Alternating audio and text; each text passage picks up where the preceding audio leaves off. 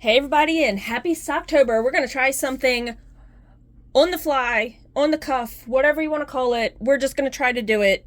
It's going to be something I've not made before ever, so it's going to be an experiment. So let's experiment together, all right? So what I want to try to make is something similar to the coin purse I made.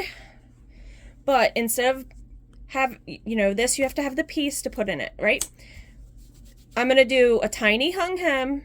So it's going to be real small, like 4 rows. Okay. And then we're going to hang a hem. Then we're going to crank a couple rows. And then we're going to do some,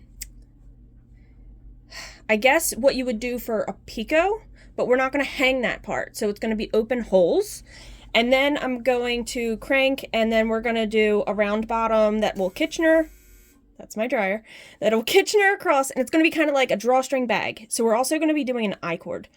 All right, let's try this. So let's put our cast-on bonnet in our machine. Oh, and let's give this a go. I don't know how well it's going to go. So, yeah, hang in with me, and let's see what we can make. I'm always inspired by other people and what people are making, what you can hand knit, how can I translate that into something on the machine. Not everything is obviously going to be able to be translated, but I just thought the people that don't have the clips for like that coin purse, if you do this method, you won't need those pieces, so you could technically make whatever you need all on your machine, right? So we're going to just go for it. We're just going to go for it. So the new techniques we're going to learn, obviously, are a tiny hung hem. So tiny hung hems can be done at the top of your socks or any item you're making, honestly. And yeah, so you can do like a tiny hung hem and then put on your ribber and exchange out your ribber needles. So we only cranked partially just to expose the rest of these needles and hang the rest of our bonnet, our setup bonnet. Now we're using waste yarn.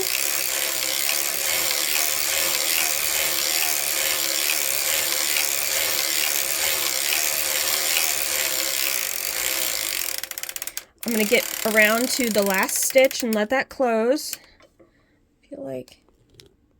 Sorry, I turned off my camera when I tried to move the thing. So, goodness. We're going to pull that tail in. I'm going to put ripcord on.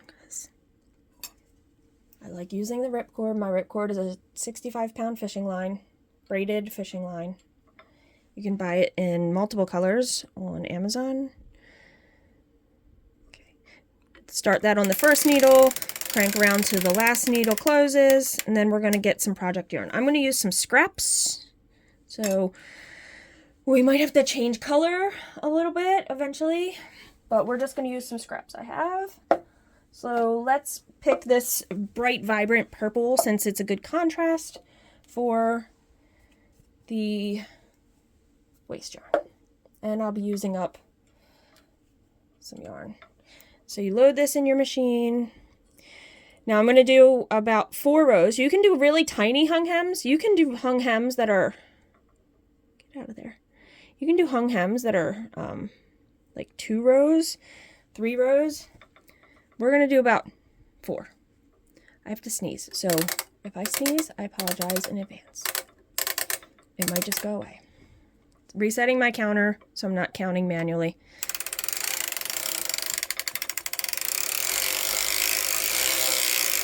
Now, this is a little difficult to do because of the nature of the fabric being so close. I mean, maybe actually it'll be easier. I have not done a tiny hung hem in a very long time. So this is going to catch our edge and make a completed selvage edge. So you won't have to do any finishing to it. The stitches won't unravel. I did take my weight off just so it'd be easier to do this. Okay, and we're just taking that first row of our project yarn and hanging it onto the needle, creating 2 stitches on each needle, and when we crank around, we're going to knit those 2 stitches together and then the stitches won't run or do anything. All right, so we're just going to keep going all the way around, hanging each little bump. It's your first little purl bump, since the inside of the tube is pearls without the rubber on. Okay. So we're gonna just keep going until we can't get any further, because the stitches, the needles eventually are gonna be down here in the cylinder and not accessible to hang.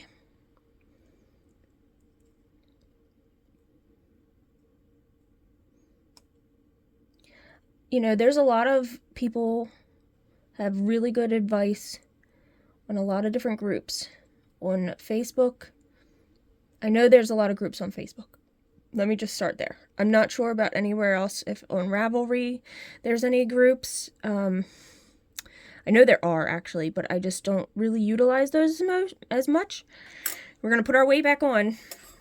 So if you do have questions, you know, there are resources out there. So make sure that you're utilizing all your resources. I'm just going to push them down a little, even though it did pull them down. Now remember here, because we don't have a huge pocket of fabric, it should be okay, but normally when we're hanging that hem, we're holding it, so I'm just going to hold it till we get to the back, and then we're going to continue hanging this hem. I'm just going to take it off instead of trying to use my legs, and here's the last one.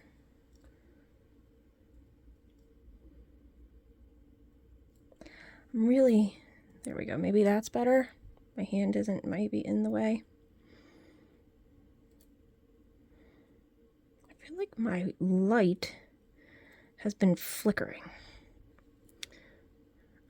I had a question about, I have an overhead light that's not attached to my table, and then I have a light right here that's clamped on my table, and when I ordered it, I thought it was going to be rechargeable, and it is not.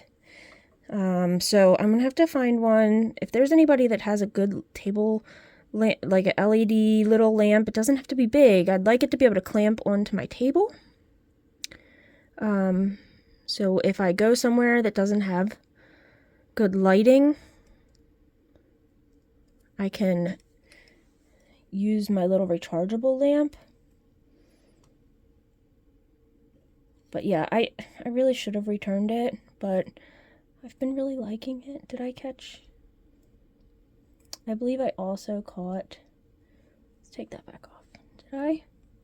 Didn't I? No, I didn't. Okay, my eyes are deceiving me. I thought I caught my fishing line.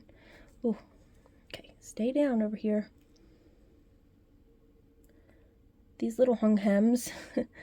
Like I said, I've not done one, and I think I've only done maybe one or two in my past. So, like, I don't know all the ins and outs. See how they want to come up?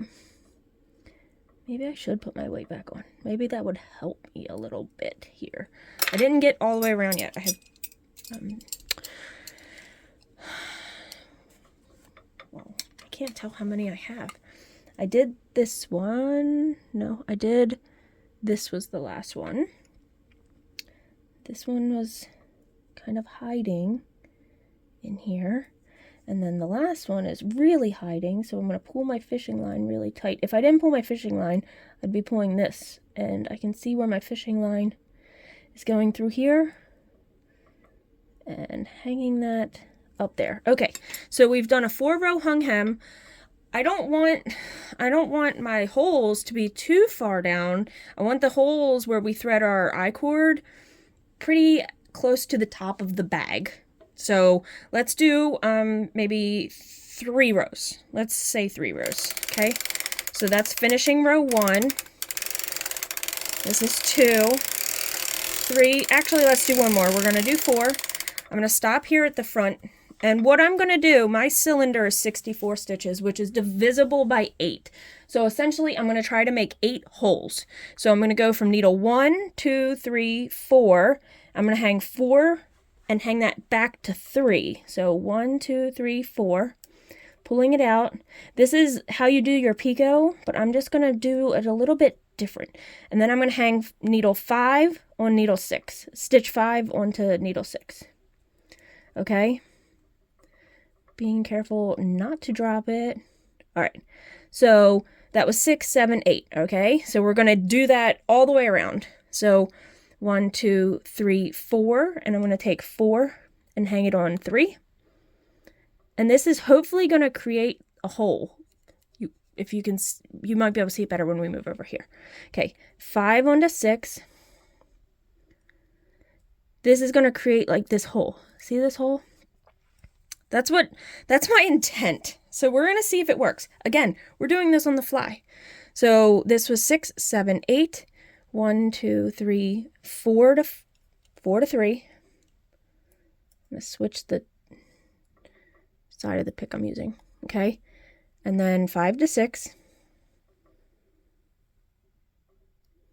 Okay. 7, 8. 1, 2, 3. Number 4. And putting it to 3, and then 5, 1 to 6. All right, we're gonna crank around to the back side, and then we'll do the front ones. All right. Well, I'm gonna crank just to here and do a few, and then I'm gonna crank again.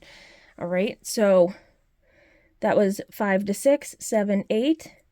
And then this is half cylinder, so that makes sense. 1, 2, 3, 4. We're gonna move 4 to 3. And 5 to 6. Okay, 7, 8. 1, 2, 3, 4. So 4 to 3. And 5 to 6. I'm going to crank around a little bit more, so I'm going to be able to have access to these. We're going to see how this works. I'm not sure how... Oops, I just pulled my yarn. Because the 2 loops, I think I'm going to have to manipulate more, but I am going to manipulate that a little bit, okay? So we're going to do a little manipulation. So this is 5 to 6, 7, 8, 1, 2, 3, 4, sorry, 4 to 3. Okay, and then 5 to 6. And then we're doing it one more time. 7, 8, 1, 2, 3, oops, sorry, 7, 8, 1, 2, 3, this is 4. Because it's going across 2 needles, see how the string is going across 2 needles here? We got to manipulate that a little, or else it won't knit properly on the next row. Okay, and then 5 to 6, and we're back around. So I'll show you over here, but I'm going to do this first one here. I'm going to take that loop off of number 5, and then I'm going to pull a loop up from below. That's what we'll do, okay? So we're going to take it off of 4 and pull a loop up from below onto 5. Let's crank around. We'll do it again here. Take the loop off of 4, right? Is that right? Because I was 3 to 4, or, well, either way, I'm going to take the loop off of the left side and make a loop onto the left side.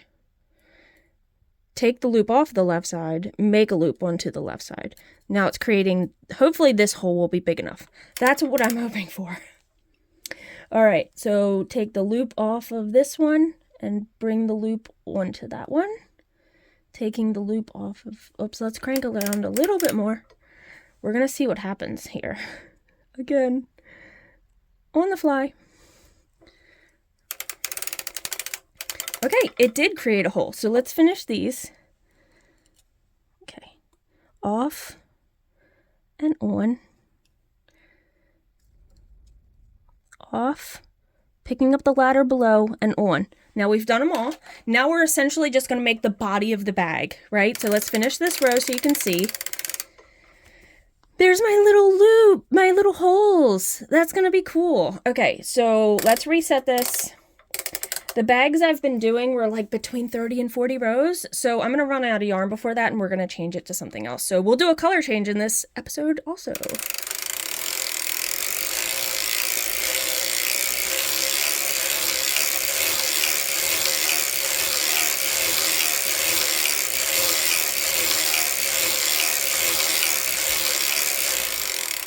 Okay, I'm getting to the end of this yarn, so let's crank so we can do our faux Russian join.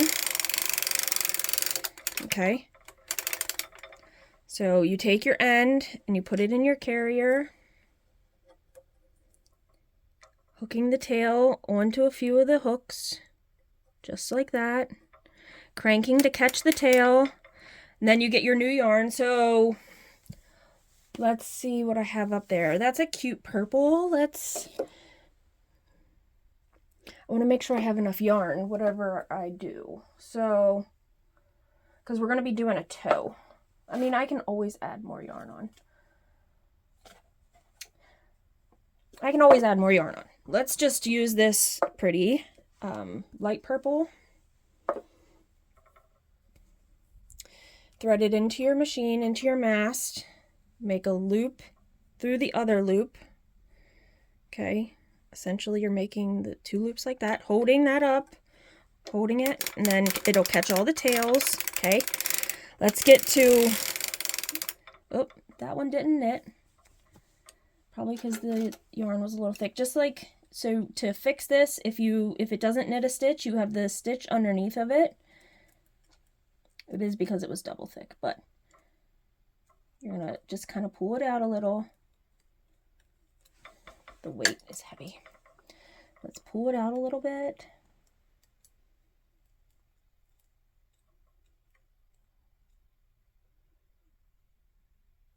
It's not catching that other yarn. Okay. Come on. Goodness. Okay. Catching it. The strand stays on the hook, in front of the hook, and you pull it over. Okay. That's how you fix those.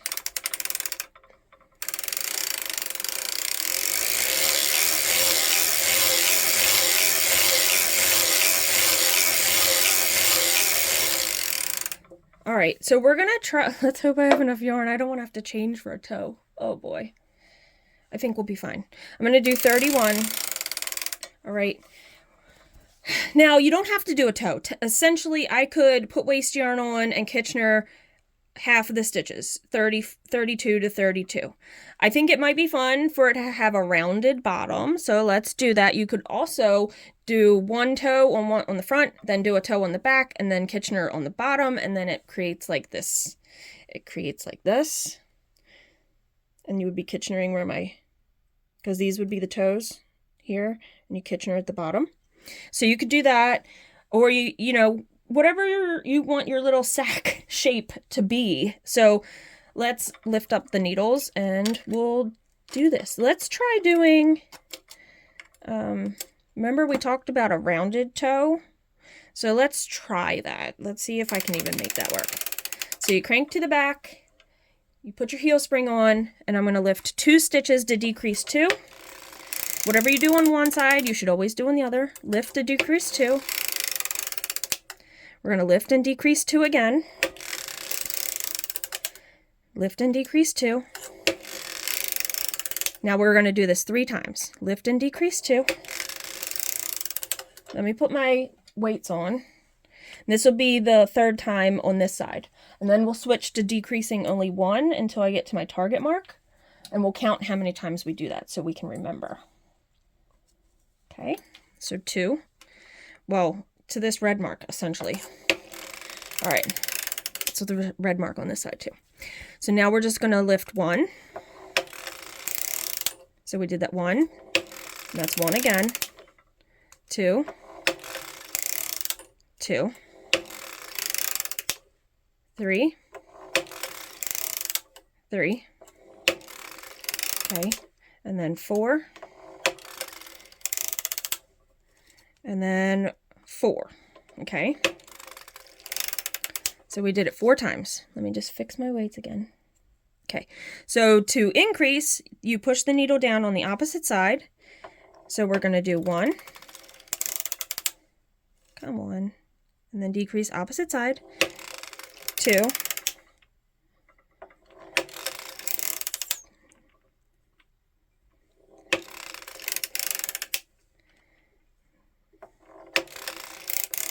3 and 3, and then 4, and then we'll do 2 after that. There's 4 and 4.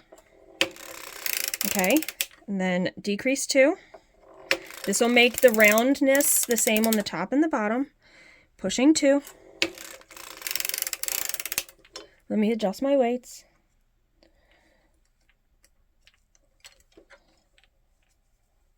Okay.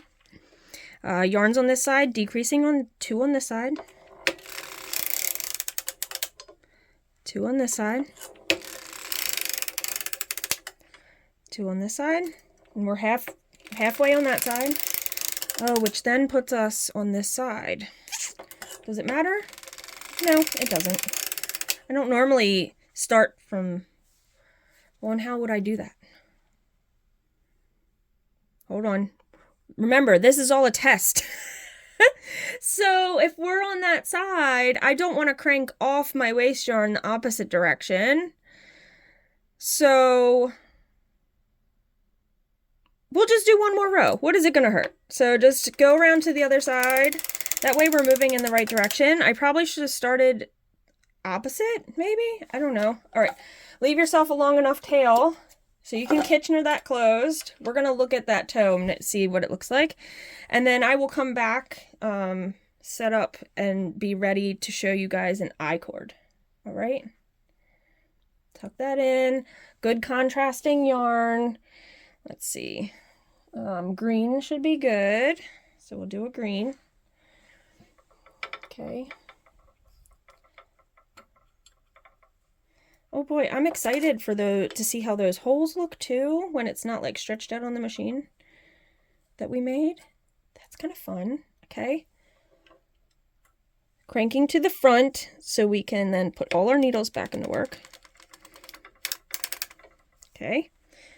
That's not the greatest contrast, but it'll work. Making sure latches are open when you do this. Okay.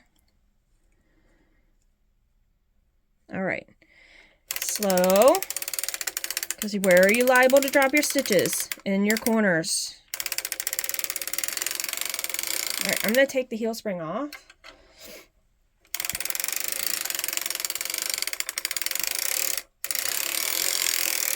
Well, this green wasn't very long, but it'll work. It will work.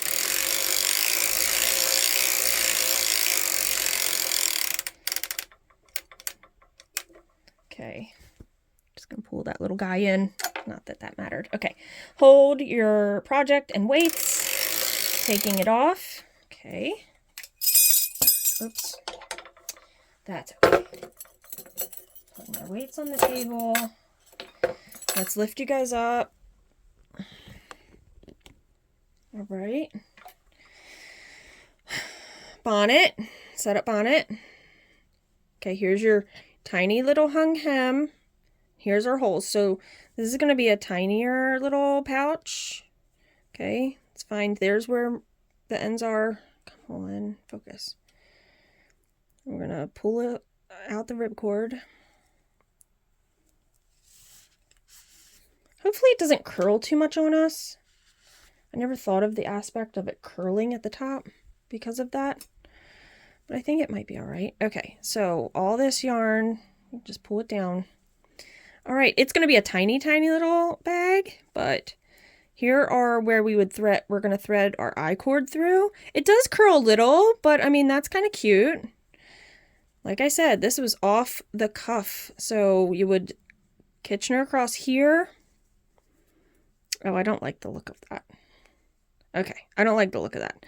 I'm going to have to find out, ask people rounded toe, because to me, that does not look good. This will work for the purposes of what I'm doing here. So you'll close that off and make an I-cord. So I'll be back and show you an I-cord. All right, so I need to correct myself on something, but I made a cord. I'm going to show you guys how to make a cord, but I made a cord so I could see how this worked. So remember I did what I thought was a rounded toe. I did it wrong. So let me take these dice out. Sorry, I was just showing an example of what you could put in it. Okay.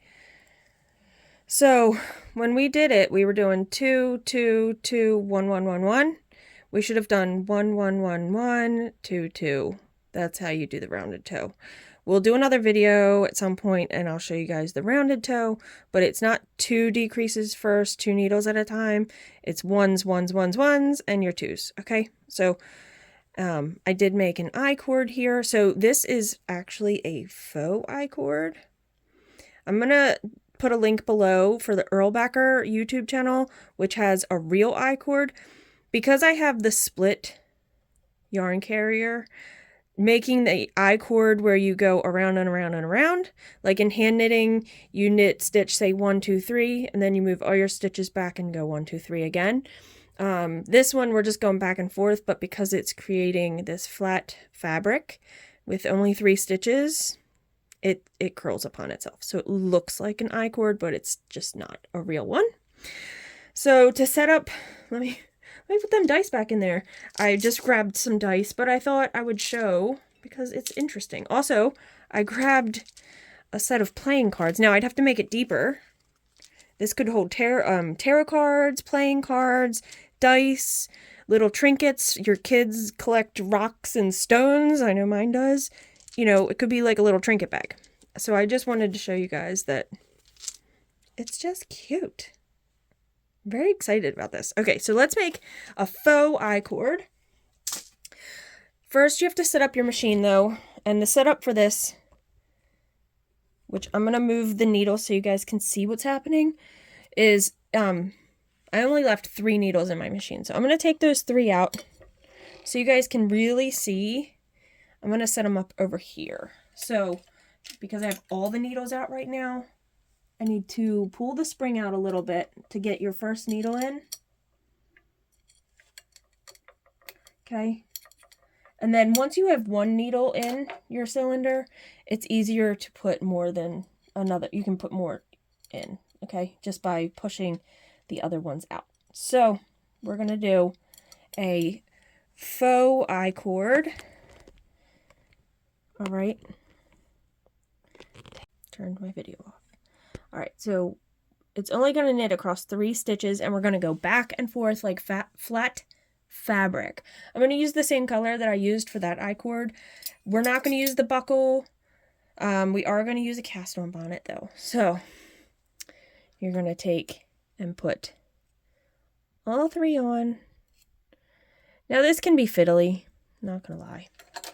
Okay, and at the end, what you do is you just take and string your tails that you have, because you're going to just leave a longer tail. Okay, put this in here. You'll leave a longer tail so you can string it through your 3 stitches. It's only 3 stitches. Okay, you do want to have your heel spring on. I will show that in another video too, because I haven't shown you guys the actual heel spring. And what I do is I hold it from the inside for the downward pressure instead of using the weights. Okay, it's going to knit. Okay, you got to hear it stop clicking, and then you can go backwards. Your heel spring is going to keep the tension on the yarn. Okay, back and forth. I normally do my I-cords over here, but I wanted to move it so you guys could see it. Or my faux I-cords. So what have I used these for? I made lanyards when COVID was, still is a thing. I shouldn't say it's not a thing. It's still a thing. It's still a sickness. And so I made lanyards. I made them just with findings on the ends that clipped, so you could clip it on a mask. Some of my coworkers, I gave them to my coworkers. Some of my coworkers used them for their ID badges. Technically, you know, lanyards are good for multiple things. The I-cord to go through, say, a hoodie, like a cord for a hoodie, or whatever you need an I-cord for in hand knitting, you can make a fake I-cord.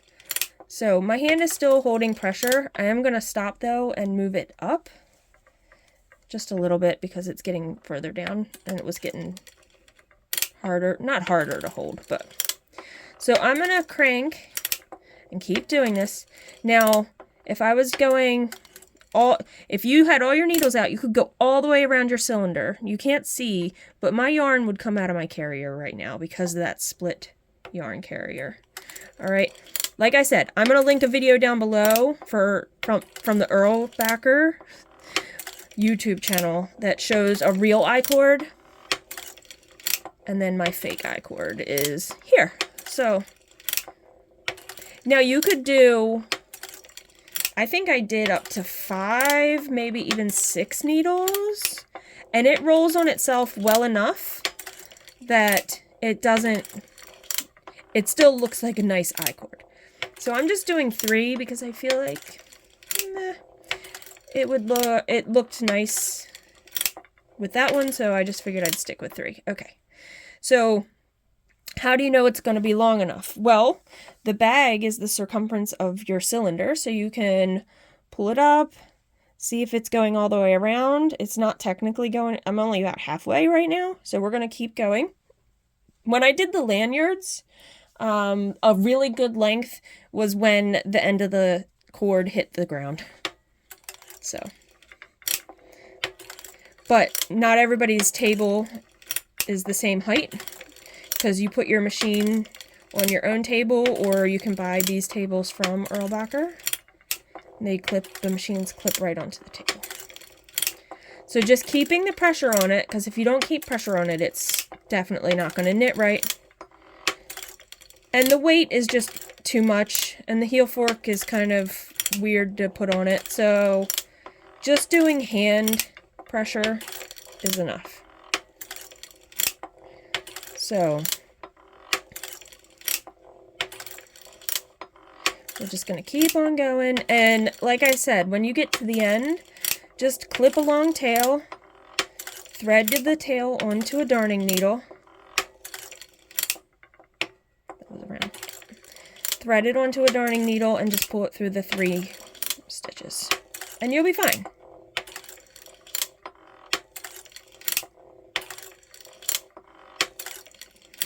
Let's do that row and then see where we are.